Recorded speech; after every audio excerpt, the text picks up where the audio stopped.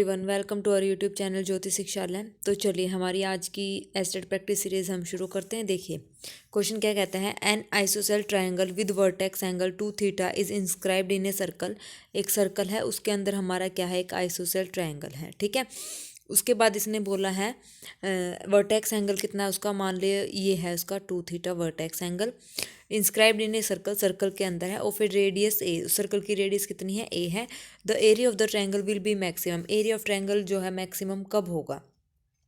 तो एक बात देखिए, अगर सर्कल के अंदर कोई भी ट्रायंगल है और उसका एरिया हमें क्या बताना है, मैक्सिमम बताना है, तो जो ट्रायंगल बनेगा वो हमेशा इक्विलेटरल ट्रायंगल हमारे पास बनेगा। कैसा बनेगा, इक्विलेटरल ट्रायंगल। मैक्सिमम अगर एरिया हमें फाइंड आउट करना है ना, तो सर्कल के अंदर कोई ट्रायंगल है तो आपको ये याद रखना है, जो ट्रायंगल बनेगा वो हमेशा इक्विलेटरल ट्रायंगल बनेगा। अगर सर्कल के अंदर कोई क्वाड्रिलेटरल बोल दे तो क्वाड्रिलेटरल जो है वो हमेशा, अगर उसका मैक्सिमम एरिया बताना है तो क्वाड्रिलेटरल हमेशा क्या बनेगा, स्क्वायर बनेगा। ठीक है, तो ये दो ही केस हमारे पास होते हैं। अगर आइसोसेल की जगह अगर क्वाड्रिलेटर आ जाए सर्कल के अंदर तो वो स्क्वायर बनेगा हमेशा।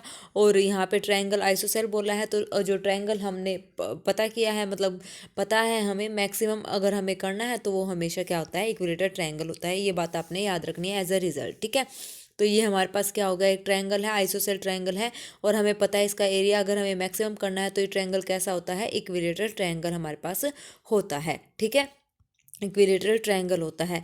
अब यहाँ से देखिए ये इक्विलेटरल ट्रायंगल है, तो तीनों एंगल जो है उसके इक्वल होंगे, यानी कि 60 डिग्री के होंगे।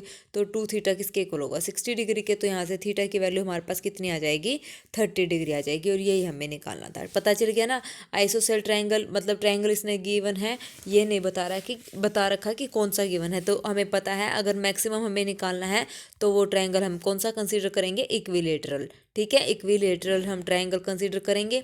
और अगर हमारे पास क्वाड्रिलेटरल की बात हो रही है और मैक्सिमम बताना है तो क्वाड्रिलेटर हम करेंगे स्क्वायर। ठीक है, क्वाड्रिलेटर हम क्या करेंगे, स्क्वायर को कंसीडर करते हैं। ठीक है, ये दो इंपॉर्टेंट रिजल्ट्स हैं, ये आपको पता होने चाहिए। चलिए next question, A and B be an element of an A and B element of an abelian group G star and order of A हमारे पास एम है, ऑर्डर ऑफ बी एन है, then order of A B. Order of A B का formula होता है LCM of M N.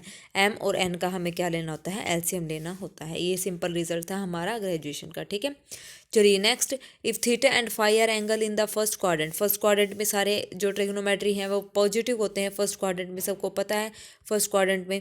उसके बाद है टेंजेंट थीटा हमारे पास है 1/7 एंड साइन फाई हमारे पास है 1/√2, then 1/√10। Then which of the following is correct. तो इनमें से हमारे पास कौन सा करेक्ट है।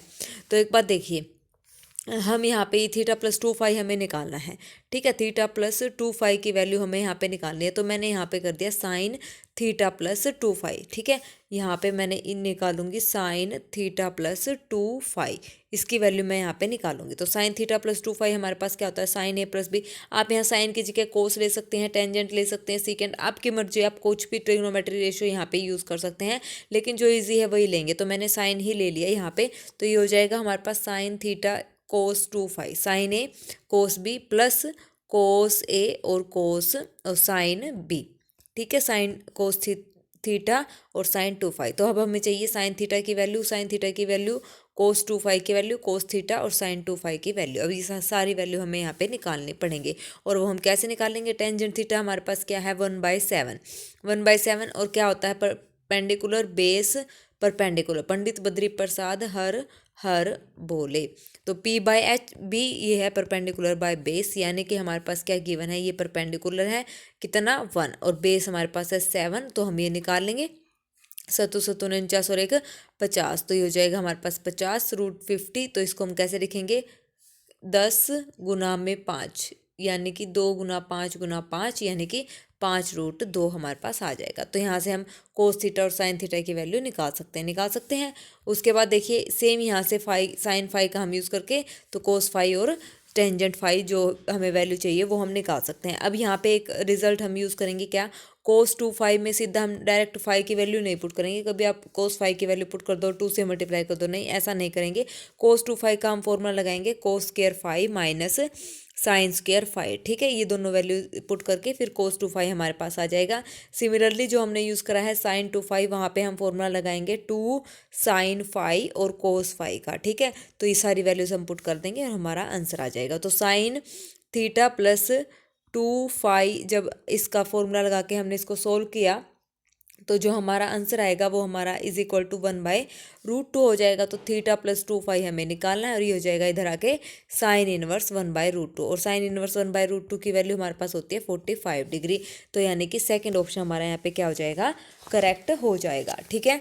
था ना इजी क्वेश्चन। चलिए next question, sum of n terms of the series, ये 9th क्लास का क्वेश्चन है। N terms of the series हमें निकालना, तो हम क्या करते हैं यहाँ से 8 कॉमन ले लेते हैं, 1 + 1 1 + 1 1 1 plus up to so on, ठीक है। अब यहाँ से मैं क्या करती हूँ 9 से मल्टीप्लाई और 9 से डिवाइड कर देती हूँ, तो ये हो जाएगा 9 9 + 9 9 9 plus up to so on, ये हो जाएगा। अब 9 को मैं कैसे सकती हूँ बाहर, तो हमारे पास 8/9 ये हो जाएगा 10 - 1 प्लस में 100 - 1 प्लस में 1000 - 1 plus up to so on. N times है ये, एन टर्म्स का बोला है ना, तो एन टाइम्स हमारा ये चल रहा है, ठीक है। तो 10 100 1000 इसको एक तरफ लिखेंगे, -1 कितने टाइम्स है, एन टाइम्स, तो -n आ जाएगा। तो ये हो जाएगा 8/9 10 प्लस में 10 का स्क्वायर प्लस में 10 का cube plus up to so on n terms और माइनस में एन टाइम्स, ठीक है। ये एन टर्म्स है, माइनस में एन आ जाएगा। तो ये जीपी सीरीज बन गई और फाइनाइट बनी है क्योंकि एन एस टर्म की बात हो रही है। तो a/1 - r⁴n, a इंटू में r⁴n-1 में r-1 10 - 1 मैंने इसको यहाँ पे ये फॉर्मूला कर दिया 8/9 और माइनस में n हमारे पास है और इसके पूरे के बाहर 8/9 है। तो यहाँ से जब मैं इसको सोल्व करूँगी तो ये एलसीएम लेके हमारे पास आ जाएगा 8/9 10 की पावर n + 1 माइनस में 10 और यहाँ से माइनस में 9n, और ये हमारा क्या हो जाएगा, आंसर हो जाएगा, ठीक है। आगे समझ में कैसे करना था, तो ये हमारा क्या है, आंसर, रिक्वायर्ड आंसर, ओके। चलिए नेक्स्ट हमारे पास है, if omega is an imaginary cube root of unity then you omega अगर imaginary cube root of unity, तो आपको ये पता होना चाहिए 1 + omega + omega square 0 omega cube किसके इक्वल है, 1 के इक्वल। तो यहाँ पे यूज़ करो। अब यहाँ पे हम यूज़ करेंगे, देखो यहाँ से हमने 3 कॉमन लिया, तो ये हो जाएगा 1 + ओमेगा स्क्वायर प्लस में 5 ओमेगा का स्क्वायर। तो यहाँ से जब मैं इसको सोल्व करूँगी तो 1 + omega is equal to minus omega square होता है, तो ये हो जाएगा -3 ओमेगा स्क्वायर प्लस में 5 ओमेगा, यहाँ पे हो जाएगा 1 + ओमेगा स्क्वायर है, हाँ 1 + ओमेगा स्क्वायर है, तो माइनस का ओमेगा आ जाएगा, ये हो जाएगा इसका स्क्वायर। तो 5 में से 3 गया 2 ओमेगा का स्क्वायर, तो ये हो जाएगा 2 दूनी 4 ओमेगा स्क्वायर, कितना हो जाएगा 4 ओमेगा स्क्वायर, ये हमारे पास इसकी वैल्यू आ जाएगी, ठीक है। अब सिमिलरली यहाँ से इसको सोल्व करेंगे, तो यहाँ से मैंने क्या किया 3 कॉमन लिया, 1 + ओमेगा ये हो जाएगा माइनस का 3 omega square plus 5 omega square और इसका स्क्वायर, तो ये कितना हो गया 2 ओमेगा की पावर 4 और 2 दूनी 4, ठीक है, मैंने यहाँ पे कर दिया। और ओमेगा क्यूब हमारे पास किसके इक्वल है, 1 के इक्वल है, तो ये हो जाएगा 4 ओमेगा। तो यहाँ से हमारे पास आ जाएगा प्लस में 4 ओमेगा। तो मैंने यहाँ से 4 कॉमन ले लिया, ओमेगा कॉमन ले लिया, तो ये हमारे पास बचेगा ओमेगा प्लस में 1, ठीक है, ये बच गया हमारे पास। तो अब 1 + ओमेगा प्लस ओमेगा स्क्वायर, तो ये हो जाएगा 4 ओमेगा इंटू में ओमेगा स्क्वायर माइनस का 7, ठीक है। तो ये हो जाएगा माइनस का 4 ओमेगा क्यूब और माइनस का 4 हमारा आंसर आ जाएगा, क्योंकि ओमेगा क्यूब की वैल्यू हमारे पास कितनी है, 1 है। तो ये किसकी इक्वल आ जाएगी, ये आ जाएगी -4, ठीक है, ये हमारा क्या हो जाएगा, आंसर। आगे समझ में। चलिए next, the equation of the asymptotes of a curve, equation of asymptotes हमें बतानी है। असिम्प्टोट्स का एक क्वेश्चन हमारा पहले भी आया था और आज भी है, तो आज इसको समझ लेना। अगर हमें यहाँ पे असिम्प्टोट्स फाइंड आउट करने हैं तो हम निकालते हैं हॉरिजॉन्टल और वर्टिकल। हॉरिजॉन्टल जो असिम्प्टोट्स निकलते हैं, जो हॉरिजॉन्टल हमारे असिम्प्टोट्स निकलते हैं हॉरिजॉन्टल, वो उसमें वो निकलते हैं वो एक्स एक्सिस के, ठीक है, एक्स एक्सिस के हॉरिजॉन्टल होगा, एक्स एक्सिस के पैरेलल जो असिम्प्टोट्स होते हैं वो, ठीक है, हॉरिजॉन्टल असिम्प्टोट्स हम इसको बोलते हैं। एक्स एक्सिस का हम क्या करते हैं, जो एक्स है उसकी सबसे हाईएस्ट पावर का जो कोफिशिएंट है उसको हम क्या करते हैं, इक्वल टू 0 हम रख के फिर वहाँ से असिम्प्टोट्स निकालते हैं। फिर उसके बाद आता है वर्टिकल असिम्प्टोट्स, जो कि वर्टिकल असिम्प्टोट्स जो कि पैरेलल होते हैं किसके, वाई एक्सिस के। इसमें भी हम क्या करते हैं, वाई एक्स का जो हाईएस्ट कोफिशिएंट होता है उसको हम रखते हैं इक्वल टू 0, वहाँ से हमारे पास वर्टिकल असिम्प्टोट्स आ जाते हैं। अब यहाँ से देखिए एक्स का हाईएस्ट कोफिशिएंट 3 पावर 3 है और कोफिशिएंट है 1, ठीक है।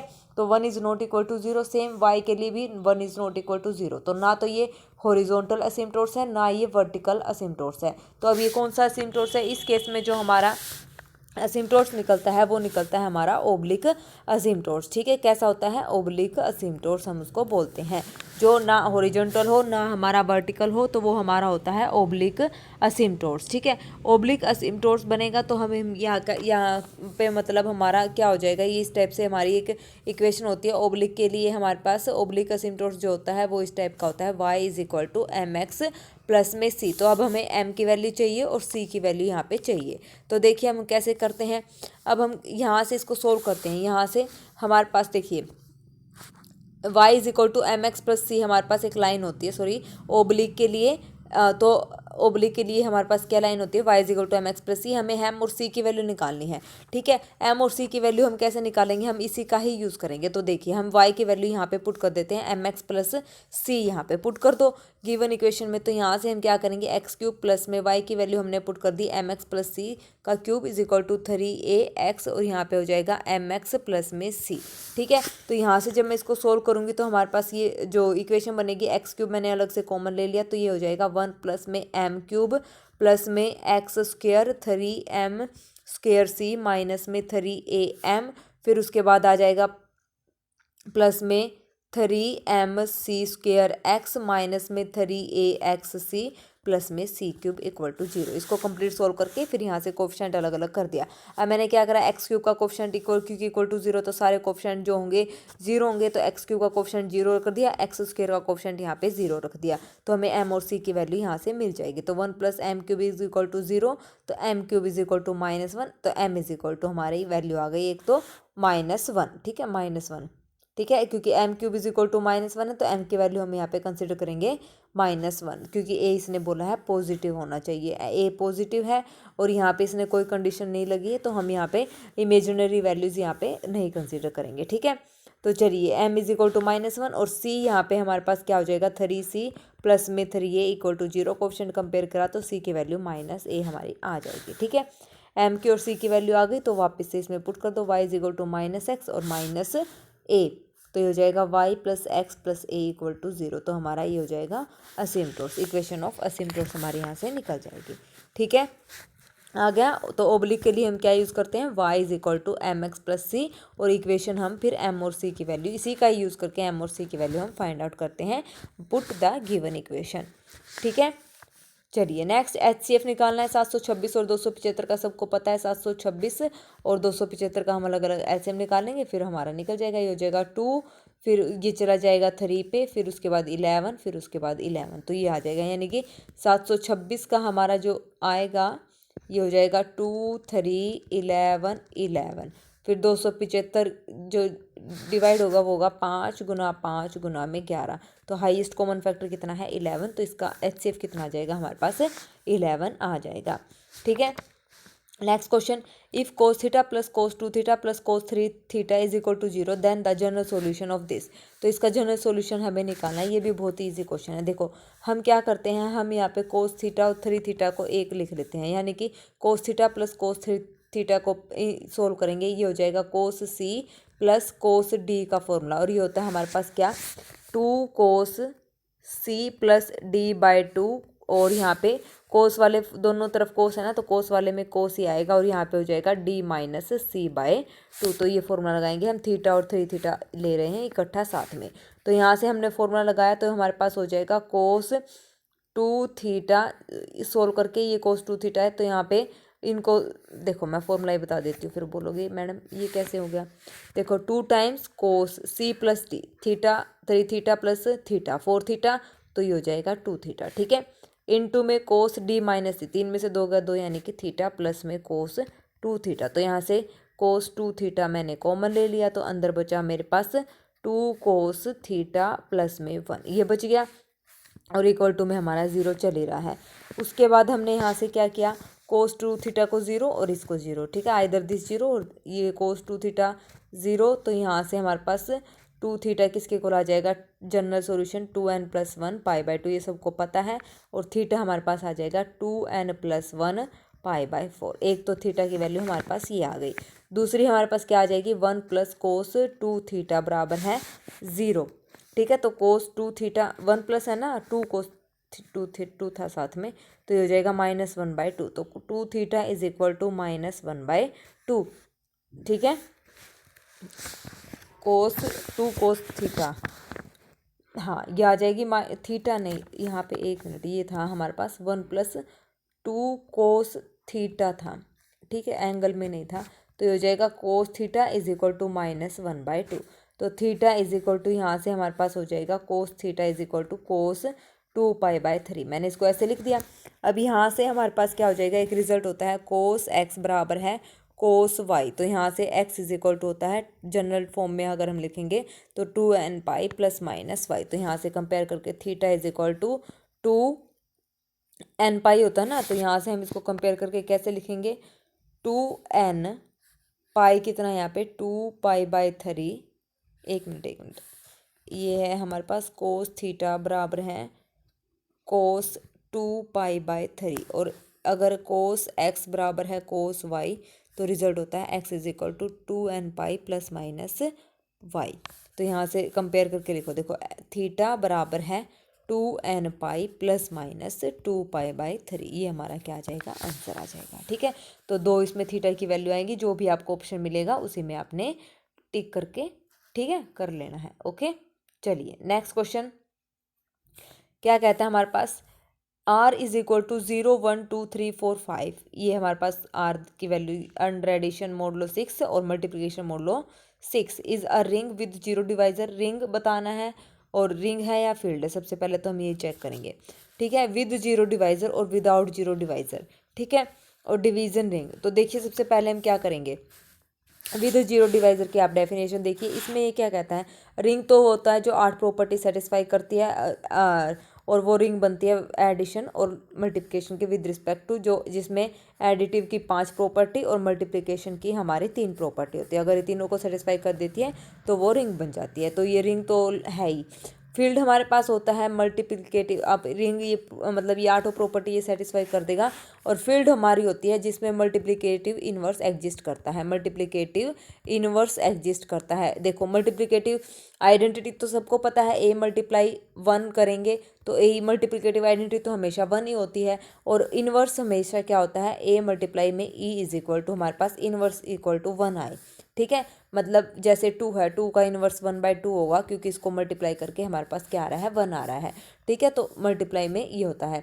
अगर मल्टीप्लिकेशन इन्वर्स होता है तो वो हमारे पास क्या बन जाती है, डिवीज़न रिंग बन जाती है। तो सब अगर फील्ड है तो ये डिवीज़न रिंग भी बन जाएगी। तो देखिए फील्ड के लिए हमारे पास कोई ऐसा एलिमेंट है जिसका मल्टीप्लिकेटिव इन्वर्स एग्जिस्ट करेगा, ठीक है, मैंने यहाँ पे ले लिया 4 मल्टीप्लिकेशन में 6 इज इक्वल टू 1, तो ये कितना आ जाएगा, 4 1 जा 4, तो आ गया।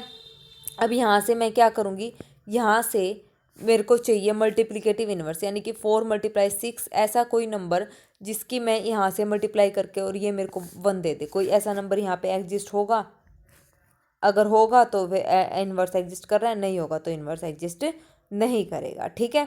तो यहाँ पे ऐसा कोई भी नंबर, जैसे अब 2 मल्टीप्लिकेटिव इन्वर्स 6, यहाँ पे ऐसा कोई नंबर ढूंढो जो हम मल्टीप्लाई करके with respect to addition mod 6 करके हमें 1 दे।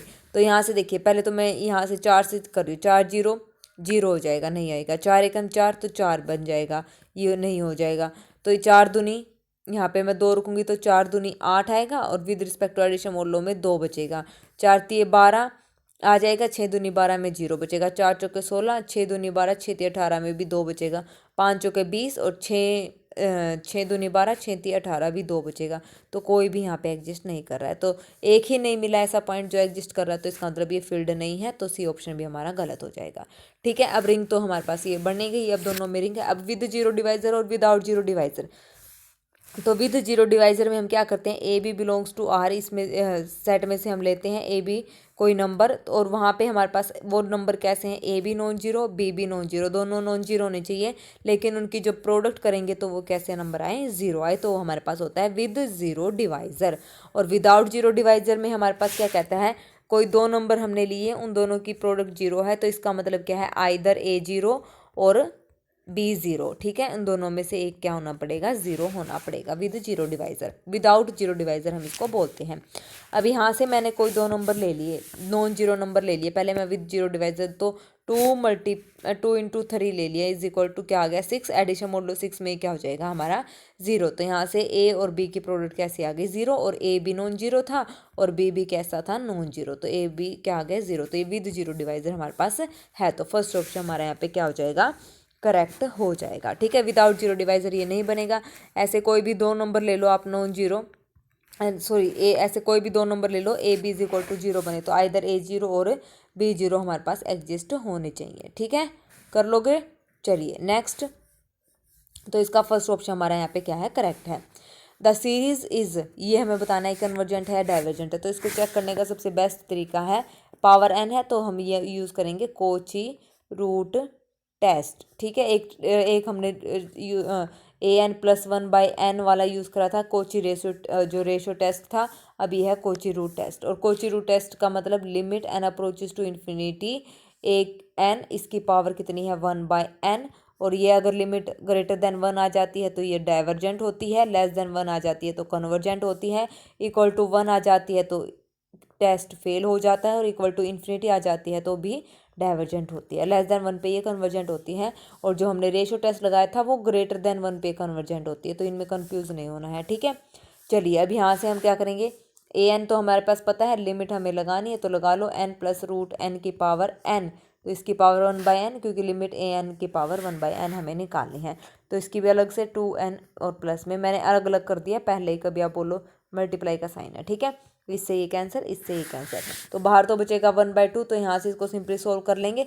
सोल्व करने के बाद ये सारी लिमिट लगाएंगे तो इधर आ जाएगा हमारे पास 1, लिमिट लगाने के बाद, तो टोटल मतलब इसका जो आंसर आएगा 1/2, और विच इज़ क्या है लेस देन 1, तो इसका मतलब ये क्या है हमारे पास कन्वर्जेंट है। ठीक है, लेस देन 1 पे ये क्या है कन्वर्जेंट है। Okay, next question, if x n is equal to cos π/2n plus में iota sine π/2n, n belongs to natural number, then the product is equal to, तो इस प्रोडक्ट किसके इक्वल होगी, तो देखिए x1 हमारे पास क्या हो जाएगा, n की जगह 1 पुट कर दो, कोस π/2 प्लस आयोटा साइन π/2।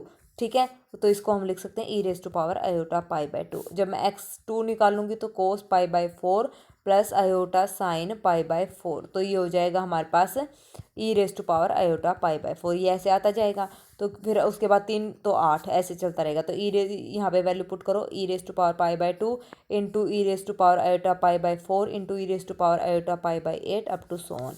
तो यहाँ से बेस से में तो पावर ऐड हो जाएंगी, तो आयोटा मैंने कॉमन ले लिया, ये हो जाएगा π/2 plus π/4 plus π/8 plus up to so on, ये हो जाएगा। अब इसके बाद यहाँ पे जीपी सीरीज बन गई, तो फॉर्मूला लगा दो इनफाइनाइट जीपी सीरीज का, आयोटा ए अपॉन में 1 माइनस आर, हमारे पास ये होता है ना ए अपॉन में 1 माइनस आर, तो ए यहाँ पे π/2 है और 1 माइनस आर रेशो कितना है 1/2, तो यहाँ से इसका जब सोल्व करेंगे ये हो जाएगा 2 इंटू π/2, 2 से 2 cancel, e raise to power iota pi, और इसकी वैल्यू होती है -1, तो ये किसके इक्वल आ जाएगी, इसकी प्रोडक्ट हो जाएगी -1 के इक्वल, ये हमारा क्या आ जाएगा आंसर आ जाएगा। ठीक है, आ गया समझ में। चलिए next question, the tangent drawn at the extremities of a focal कोड of a parabola meet on, तो देखिए हमारे पास हमने क्या करा, एक वर्टेक्स हमने यहाँ पे सॉरी पैराबोला हमने यहाँ पे ड्रॉ किया है, फोकल कोड जो फोकस से पास होती है उसको हम बोलते हैं फोकल कोड। ठीक है, ये हमारे पास क्या है फोकस है, ठीक है, और ये फोकल कोड हो जाएगी हमारी जो फोकस से पास होती है focal code.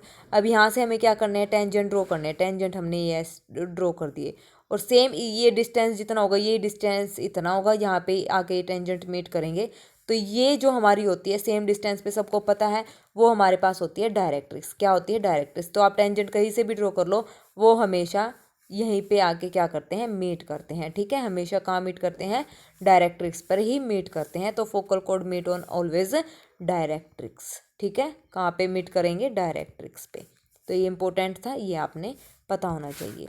Next, if log 2 coma ये 2 है यहाँ पे, log 2 कोमा log 2 की पावर x -1 कोमा log 2 की power x + 3 are in A P, then x is equal to, A P में है तो रिजल्ट सबको पता है 2b is equal to a + c होता है, तो 2 टाइम्स मैं इसको करूँगी तो ये 2 पावर ऊपर हो जाएगी, तो ये हो जाएगा 2x - 1 इसकी पावर टू, और मैंने साथ में लो एक्सपोनेंशियल भी लेके हटा दिया इसको, ठीक है।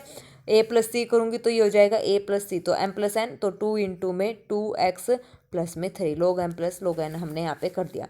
तो ये हो जाएगा 2 की पावर x को मैंने y पुट कर दिया, तो ये y माइनस में 1 का square is equal to 2 into y plus में 3, ठीक है।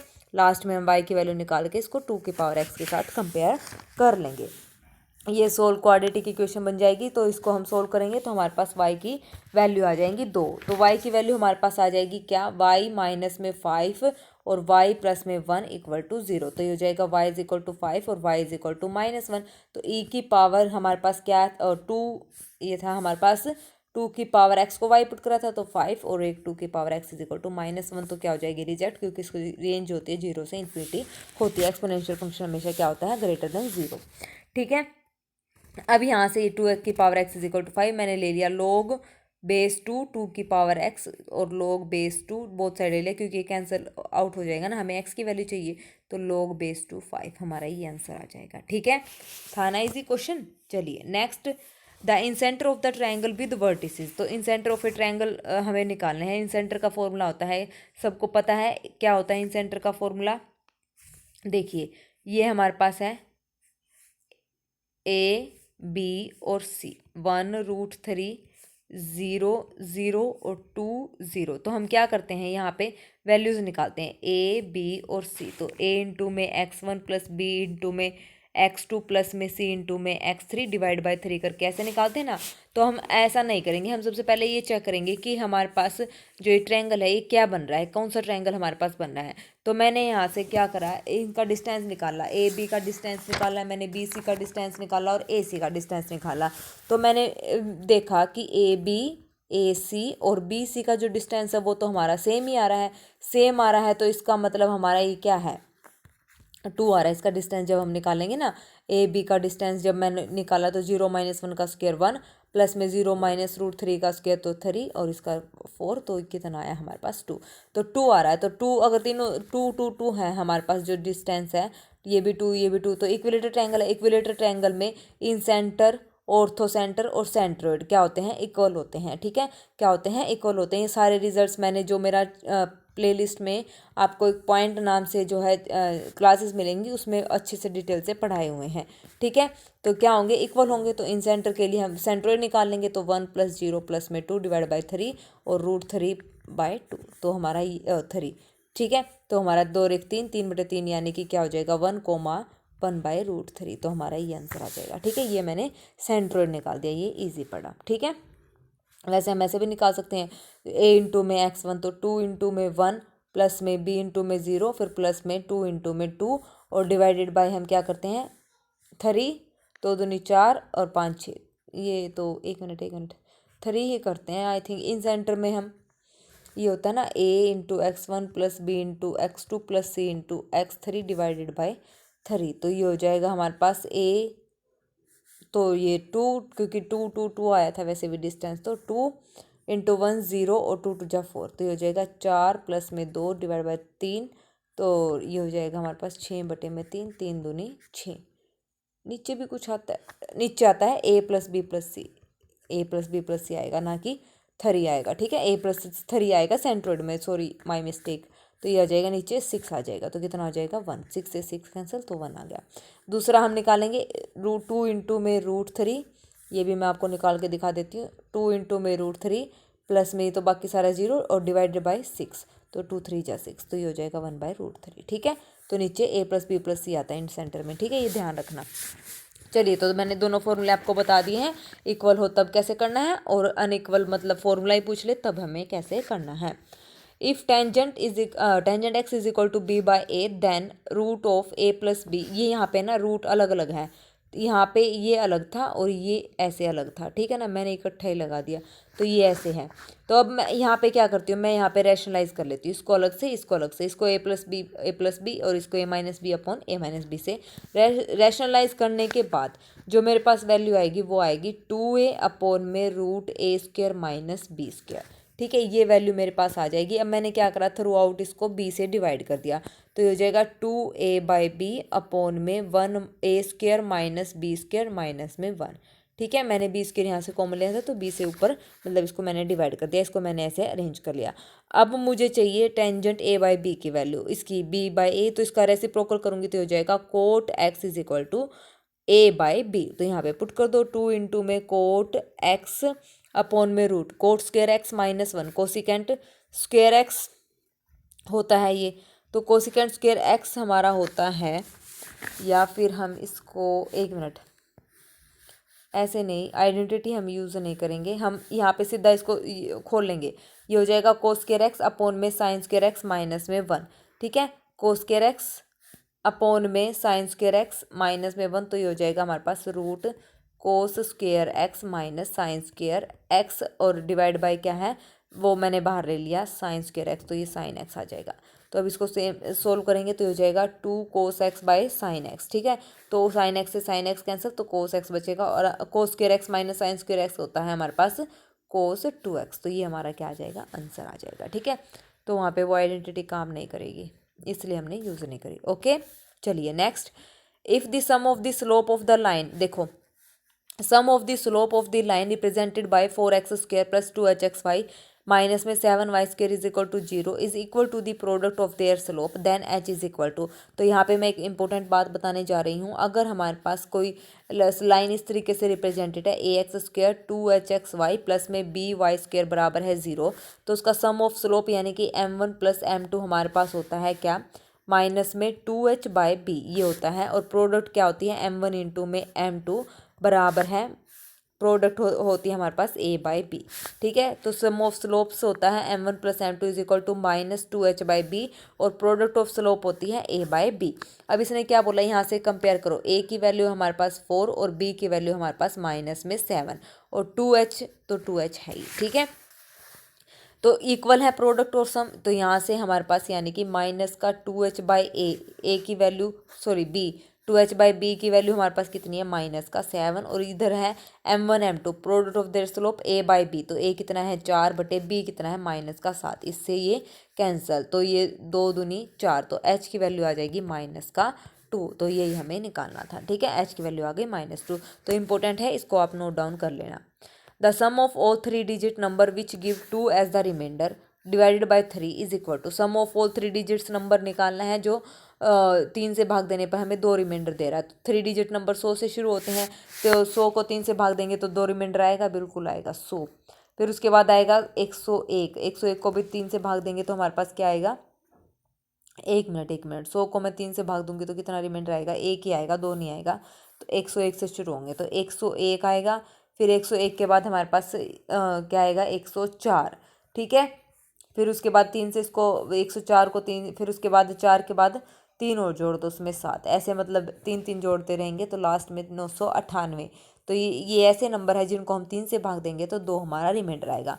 अब हम काउंट करते हैं कि इसमें टोटल कितनी टर्म्स हैं, ए एन यानी कि एन की वैल्यू हमें निकालनी है, तो ए प्लस में 101 प्लस में एन हमें निकालना है, डी कितना डिफरेंस है 3, और ए एन हमारे पास कितना है 998, तो एन की वैल्यू हमारे पास कितनी आ जाएगी, मतलब कि 300 टर्म है टोटल ये, जो हम 3 से भाग देने पर 2 रिमाइंडर दे रही है। तो एस एन निकालना है, सम निकालना है, तो 300 बाय में 2 ए फर्स्ट टर्म प्लस में लास्ट टर्म 998, तो इसको मैं सोल्व करूंगी, सोल्व करने के बाद मेरा आंसर आ जाएगा 164850, ये हमारा क्या आ जाएगा रिक्वायर्ड आंसर। ठीक है, 164850 ओके हो जाएगा। अगर किसी भी क्वेश्चन में कोई पे भी डाउट लगे, कोई क्वेश्चन ना समझ आए तो कमेंट सेक्शन में कमेंट में डाल देना वो क्वेश्चन नंबर, तो कल वाली वीडियो में मैं उसका सॉल्यूशन आपको करवा दूंगी। Next, the number of different permutation of the letter of the word banana is equal to, तो permutation number of different permutation हमें बतानी है। इस टाइप के क्वेश्चन बहुत ईजी होते हैं। बनाना टोटल कितने अक्षर है इसमें, 6 अक्षर है, तो 6 फैक्टोरियल। रिपीटेशन किसकी हो रही है, बी की नहीं हो रही तो 1 फैक्टोरियल, ए की हो रही है तो 3 फैक्टोरियल, एन की हो रही है तो 2 फैक्टोरियल। इसको सोल्व कर दो तो कितना आंसर आ जाएगा हमारा 60। ठीक है, ये हमारा आंसर हो गया। Next, the number of diagonals of a polygon of n side is equal to, number of diagonals का फॉर्मूला हमारे पास होता है नंबर ऑफ डायगोनल्स। अगर किसी पॉलीगन में हमें निकालने हैं तो वो फॉर्मूला होता है, देखिए वो फॉर्मूला हमारे पास होता है NC2। तो डायगोनल्स पॉलीगन में बताने तो किसी भी मतलब ऐसे कोई हमने पॉलीगन बना लिया, ठीक है, इस टाइप से। तो एक पॉइंट से दूसरे पॉइंट तक जाने के लिए हमें टोटल 2 पॉइंट्स तो चाहिए ही चाहिए होते हैं। तो NC2 ये हो गया हमारे पास number of line segment, minus N या N यानी कि पॉलीगन कितने हैं, मतलब पॉलीगन कौन सा है, टेट्राहेड्रन है, हेक्सागन है, पेंटागन है, कितनी साइड्स हैं उसकी, तो ये माइनस में N हो जाएगा नंबर ऑफ साइड्स, ठीक है, ये हो जाएगा लाइन सेगमेंट। तो ये फॉर्मूला हमारे पास number of diagonals find out करने का। तो यहाँ से इसको सोल्व कर लो, तो ये हो जाएगा N factorial 2 factorial N minus में 2 फैक्टोरियल और इज इक्वल माइनस में हमारे पास क्या था N। तो यहाँ से इसको सोल्व करेंगे, सोल्व करने के बाद ये हो जाएगा N इंटू N माइनस 1 और N माइनस 2 फैक्टोरियल से N माइनस 2 फैक्टोरियल मैंने यहाँ से कैंसिल आउट कर दिया। तो ये हो जाएगा N से, ये है हमारे पास, ऐसे कटेगा नहीं, माइनस था ना, तो ये हो जाएगा N into N minus 1 minus में 2N डिवाइडेड बाई हमारे पास क्या बचा 2। तो ये हो जाएगा N स्क्वेयर माइनस में N माइनस में 2N डिवाइडेड बाई 2। तो ये हो जाएगा N स्क्वेयर माइनस में 3N डिवाइड बाई 2। तो N इंटू में N माइनस 3 और डिवाइडेड बाई 2, ये हमारा आंसर आ जाएगा नंबर ऑफ डायगोनल्स। ठीक है, आ गया समझ में, इजी क्वेश्चन था ना। चलिए next, the length of the common कोड of the circle this and this is equal to, length of हमें निकालनी है कॉमन कोड, ठीक है, सर्कल की बतानी है कॉमन कोड की लेंथ है, और ये भी इजी क्वेश्चन है। देखिए इसको हम कैसे करते हैं, हमारे पास 2 सर्कल हैं, एक सर्कल ये है और एक सर्कल ये है। कॉमन कोड का मतलब ये वाली A और B, length of common code हमें ये निकालनी है। अब सेंटर ए दोनों की जो रेडियस है वो सेम गिवन है, तो इस सर्कल की रेडियस हमारे पास ये भी C है और यहाँ से इस सर्कल की रेडियस है ये भी कितनी हमारे पास C है। तो ये बीच वाला जो कॉमन कोड हमें निकाले ना, ये वो बीच वाला पॉइंट हो गया इसका मिड पॉइंट, क्योंकि रेडियस सेम है। जब रेडियस सेम होती है तो मिड पॉइंट इसको कंसिडर करते हैं, अगर रेडियस सेम नहीं है तब ये मिड पॉइंट नहीं बनेगा, ठीक है ना। तो ये हो गया हमारे पास, और इसको मैंने ऐसे मिला दिया, तो ये हो जाएगा इसको A C और इस मिड पॉइंट जो ये O है इसको हमने नाम दे दिया यहाँ पे O नाम हमने यहाँ पे दे दिया, ठीक है। तो एक मिनट, ये C तो इसकी रेडियस है ना, तो यहाँ से हम क्या करते हैं, इस पॉइंट को हमने नाम दे दिया O', इसको हमने नाम दे दिया O और इसको हमने नाम दे दिया सेंटर C, ठीक है। तो ये इस टाइप से हमने इसको नाम दे दिया। अब हमें क्या निकालनी है, लेंथ ऑफ कॉमन कोड। तो ए बी हमें निकालनी, तो ए बी को मैंने लिख दिया 2 टाइम्स AC। अगर मैं AC निकाल लूँ तो उसका 2 गुना कर दूंगी तो AB हमारे पास आ जाएगी। अब यहाँ से देखिए AC मैंने ये लिया है OAC ट्रायंगल, OAC ट्रायंगल में मैं बात करती हूँ किसकी, अब मुझे निकालना है क्या है, देखो OC तो मेरे पास गिवन है, क्या गिवन है OC, तो कंप्लीट O डैश का क्या है, मतलब ये मिड पॉइंट है C, तो O डैश यानी कि OC मेरे पास क्या होगा, O डैश का हाफ होगा, यही होगा। और O डैश का डिस्टेंस कितना है, O हमारे पास सेंटर, ये क्या है हमारे पास सेंटर A,0 और इसका क्या है हमारे पास 0,B। तो यहाँ से हमारे पास O डैश यानी कि √A² प्लस में B² डिवाइडेड बाई 2। तो OC की वैल्यू हमारी ये आ जाएगी। अब OC की वैल्यू हमारे पास आ गई, अब हमें किसकी निकालनी है, OA रेडियस हमारे पास कितनी गिवन है, ये C गिवन है, ठीक है ना। और हमें निकालना है AC, पाइथागोरस थ्योरम का आप यूज़ कर लो। तो AC निकालना है, तो ये हो जाएगा हमारे पास OA का स्क्वायर माइनस में OC का स्क्वायर। तो OA की वैल्यू तो हमारे पास गिवन है C² और OC का स्क्वायर यानी कि A² minus B² divided by 4। तो ये हो जाएगा 4C²। तो AC हमारे पास हो जाएगा 4C² minus A² minus B² divide by, मैंने इसको लिख दिया 2 और अंदर, और ये 2 टाइम A भी क्या था हमारे पास 2 टाइम्स AC, तो इसकी 2 से मल्टीप्लाई कर दो, 2 से 2 कैंसिल। तो हमारे पास लेंथ ऑफ कॉमन कोड कितना आ गया, AB बराबर है 4C² minus A minus B। तो ये हमारा आंसर हो गया A² माइनस B², ठीक है। तो ये हमारा क्या हो गया, आंसर हो गया। आ गया ना समझ में, इजी क्वेश्चन था ना। चलिए नेक्स्ट क्वेश्चन हमारे पास क्या कहता है, द कोफिशिएंट ऑफ x की पावर 53 इन द एक्सपेंशन। इस एक्सपेंशन में कोफिशिएंट हमें निकालना है x की पावर 53 का। तो सबसे पहले हम इसको सिंप्लीफाई करते हैं, देखते हैं भी इसका जो फेस है, मतलब मेकअप शेकअप करके ये कैसा लगेगा। तो देखिए करते हैं इसका मेकअप, तो इसका मतलब इसमें आप वैल्यू पुट करते रहो, 10C0 यहाँ पे m आएगा, ठीक है, 10C0 और ये हो जाएगा x माइनस 3 की पावर 100 और 2 की पावर 0 इक्वल टू नहीं प्लस का साइन, 100C1 x माइनस 3 की पावर 99 और 2 की पावर यहाँ पे 1 प्लस में अप टू सोन ऐसे। अब ये देखना, ये हमारे पास एक सीरीज़ बन रही है और वो क्या बन रही है, यहाँ पे x माइनस 3 की पावर 100 99 फिर 98 ऐसे चलती रहेगी, और यहाँ पे 2 की पावर 0 2 की पावर 1, तो a की पावर n b की पावर क्या होती है 0, ऐसे चलते हैं ना, तो ये इसी टाइप से हमारे पास चल रही है। तो ये एक्सपेंशन हमारी किस टाइप से बन रही है, x-3 प्लस में 2 की पावर 100 अगर हम खोलेंगे तो हमारी ये एक्सपेंशन बनेगी। ठीक है, आ गया। अब मैं इसको सिंप्लीफाई करूँगी तो ये हो जाएगा x-1 की पावर 100, 3 में से 2 गया 1 माइनस का। ठीक है, तो ये हो गया x-1 की पावर 100, मैंने माइनस कॉमन ले लिया तो 100 पावर इवन है तो माइनस खत्म ही हो जाएगा, तो 1 माइनस एक्स की पावर 100 मेरा ये हो गया। ठीक है, अब आपको एक रिजल्ट बताती हूँ, 1 प्लस एक्स की पावर एन प्लस एक्स की पावर एन, इसकी जो एक्स की पावर एन का जो कोफिशेंट होता है वो हमारे पास क्या होता है, NCR होता है। अब यहाँ पे लगाओ ये रिजल्ट, तो यहाँ से हमारे पास क्या हो जाएगा 100C एक्स की पावर एन का कोफ आर का कोफ एक्स की पावर आर, इसका हमें कोफिशेंट बताना है। तो यहाँ से NCR होता है ना, तो आर की जगह क्या आएगा 53, और यहाँ पे है 1 प्लस एक्स है, यानी एक्स की पावर आर होता है ना ये, तो आर का एक्स की पावर आर का क्वेश्चन तो NCR है, तो एक्स की पावर आर। अब यहाँ से क्या है NCR आर की पावर 53, ये नहीं लिखना एक्स की पावर 53 क्योंकि इसका तो हमें क्वेश्चन बताना है, और साथ में 1 माइनस एक्स है, यहाँ पे मान लो NCR है ना, तो और इंटू में 1, तो 1 है। अब यहाँ पे 1 प्लस एक्स है तो यहाँ पे माइनस है, तो -1 की पावर मैं यहाँ पे क्या कर दूंगी 53, तो ये -1 ही रहेगा। तो इसका मतलब हमारा जो आंसर आएगा वो आएगा -100C 53। ठीक है, आगे समझ में कैसे करना है, इसको मैं ऐसे भी लिख सकती हूँ 1 प्लस में माइनस एक्स की पावर 100। ठीक है, और ये हमारा क्वेश्चन निकालना है, तो 100C 53 माइनस एक्स की पावर 53, आप ऐसे भी कर लो, तो माइनस बार आ जाएगा एक्स की पावर 53, और इसका जो क्वेश्चन आया ये हमारा आ गया। ठीक है, और ये किसके सिमिलर होता है, ये हमारे पास होता है -100C 53 है ना, तो 100C 47 भी मैं यहाँ पे लिख सकती हूँ, क्योंकि इन दोनों का सम क्या आना चाहिए, हमारा 100 आना चाहिए। ठीक है, तो ये दो मेरे आंसर यहाँ पे करेक्ट हैं। ओके, आ गया समझ में। चलिए next question, if a set has n element then the total number of elements in power set, power set में कितने एलिमेंट होते हैं 2 n, तो ये हमारा आंसर है।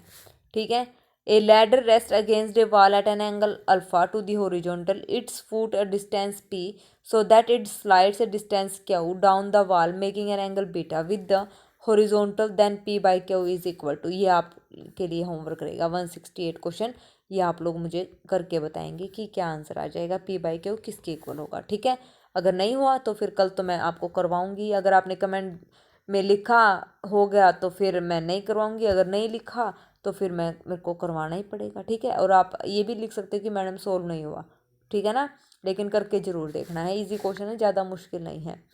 For every natural number n is divisible by, तो इस टाइप के क्वेश्चन में आप n को 1 पुट करके देख लिया करो, तो यहाँ यानी कि हो जाएगा 2 और 2 4, माइनस में 8 माइनस में 9, तो 8 और 8 16 और 1 ये 17, माइनस में 3 ये हो जाएगा 3 3 9, फिर 9 निम्न में 81, तो 81 में से 17 हम माइनस करेंगे तो हमारे पास आ जाएगा 64, तो ये 64 से क्या होता है डिविजिबल होता है। ठीक है, तो 64 इसका आंसर आ जाएगा। Next, the nth term of this is equal to, इसकी हमें क्या बतानी है, nth टर्म बतानी है, इसको हम बाय ऑप्शन करते हैं। इसके ऑप्शन आप लिख लेना, ए हमारे पास है 2n + 1/6, बी हमारे पास है 2n + 1/3, और सी हमारे पास है 2n - 1/6। तो हम क्या करते हैं, nth टर्म हमें बतानी है, तो n = फर्स्ट टर्म हम ऑप्शन से कैसे करेंगे, n = 1 पुट करेंगे, तो यहाँ से 1 n = 1 किसके इक्वल है 1 के इक्वल है, तो 1 देखो कब कब आ रहा है, यहाँ पे पुट करा 2 एकम 2, 2 और 1 3, 3/6, तो 1/2, तो ये 1 के इक्वल हमारा नहीं आया, तो ये गलत है। तो यहाँ से ये हो जाएगा 3/3, तो 1 के इक्वल आ गया, इसको होल्ड पे रखो, ये हो जाएगा 2 में से 1 गया 1/6, तो ये भी नहीं है, तो ये गलत है, तो बी ऑप्शन हमारा करेक्ट हो गया। अगर मान लो 2 ऑप्शन हमारे ठीक हो जाते तो n को मैं 2 रखती, और 2 में हमारी ये 2 वैल्यू आती फर्स्ट और सेकंड, तो इन दोनों को मैं सोल्व करती, तो यहाँ से हमारा जो n 2 रखने पर भी इसकी वैल्यू हमारे पास कितनी आती, देखो एक बार 2 रखने पर हमारे पास इसकी वैल्यू आती 1 प्लस में 1 प्लस 2 दूनी 4 प्लस में 2 और 1 3, तो 3 प्लस में 4 और 1 5/3, 5 और 3 8/3, और हमारे पास है 2n + 1/3, ये हमारा आंसर है 2 दूनी 4 प्लस में 1/3, तो आंसर कितना आ जाएगा 2 दूनी 4 है ना, 2 दूनी 4 प्लस में 1/3, तो 4 और 1 5/3, हमारा ये आंसर है। तो अब यहाँ पे देखो हमने क्या गड़बड़ी करी है, n = 2 पे क्या वैल्यू हुई 2 और 1 3, 2 दूनी 4 और 1 ये हो जाएगा 5/3। अरे हाँ हाँ हाँ, सेकंड नंबर पे ये वैल्यू है ना, तो कितनी है इसकी 5/3, तो ये 1 नहीं ऐड होगा, ठीक है ना। तो कितनी आ गई 1 प्लस में 4 अपॉन में 2 और 1 3, तो 4 और 1 3, 4 और 1 5/3, तो बी ऑप्शन हमारा क्या हो जाएगा, करेक्ट हो जाएगा। और तीसरी टर्म में ये वाली तीसरी टर्म हो जाएगी, ठीक है ना। अब ये क्यों नहीं ली, क्योंकि इसके साथ ही पहले से इसने ऐड कर दिया, तो ये सेकंड टर्म हमारी ये बनेगी और अगली वाली हमारी बनेगी थर्ड टर्म, ठीक है। तो हम इसको बाय ऑप्शन ऐसे डिस्कार्ड कर सकते हैं। ओके, चलिए आज हम करते हैं 170 क्वेश्चन, और ये आप लोगों के लिए होमवर्क है, इसको अच्छे से नोट डाउन कर लेना, ठीक है। फिर मिलते हैं बाकी की क्वेश्चन जो है, अच्छे अच्छे इंटरेस्टिंग क्वेश्चंस हैं सारे, और प्रीवियस ईयर पेपर में पूछे गए हैं, ठीक है। तो चलिए फिर बाकी हम करते हैं नेक्स्ट वीडियो में। ओके, आज के लिए बस इतना ही। Thank you very much, have a nice day. और प्लीज़ मेरी वीडियोज़ अच्छी लगती हैं तो प्लीज़ मेरे चैनल को लाइक शेयर और सब्सक्राइब ज़रूर करें। Bye bye.